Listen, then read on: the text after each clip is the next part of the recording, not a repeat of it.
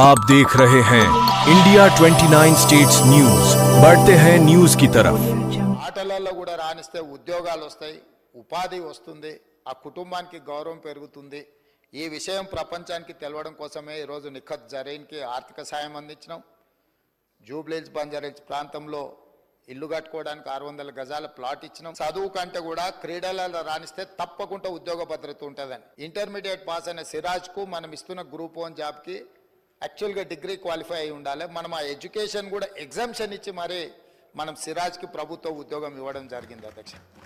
Nikhat Zareen graduate కాబట్టి వారికి కూడా మనము గ్రూప్ 1 డిఎస్పీ కార్డర్ పోస్ట్ ఇవ్వడం జరిగింది. బీసీసీఐతో మాట్లాడుతున్నాం.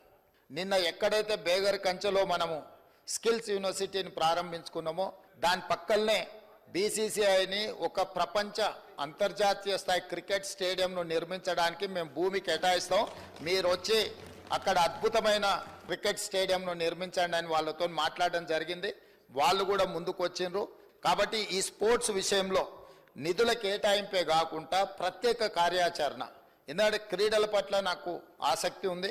మీకు అందరు కూడా తెలుసు అధ్యక్ష, ఈ రాష్ట్రము వ్యసనాల నుంచి యువతను బయటికి తీసుకురావాలంటే క్రీడల్ని ప్రోత్సహించాల్సిన బాధ్యత ఈ సభ మీద ఉన్నది. తెలంగాణ రాష్ట్రంలో కంప్లీట్గా స్పోర్ట్స్ పాలసీని తీసుకురాదలుచుకున్నాము. స్పోర్ట్స్ స్టేడియంలను కూడా ప్రోత్సహించడానికి ఈరోజు ప్రభుత్వం దాని మీద ప్రత్యేకంగా దృష్టి పెట్టినాం. వీలైనంత మేరకు మండలానికి ఒక మంచి మినీ స్టేడియంను నిర్మిస్తే నిజంగానే ఉపయోగం. రాష్ట్ర ప్రభుత్వం స్పష్టంగా ఈసారి బడ్జెట్లో గతంలో ఎన్నడూ లేని విధంగా 361 కోట్ల రూపాయలు స్పోర్ట్స్ కోసము మనం కేటాయించడం జరిగింది. India 29 States News. Please support my channel, like, share and subscribe my channel.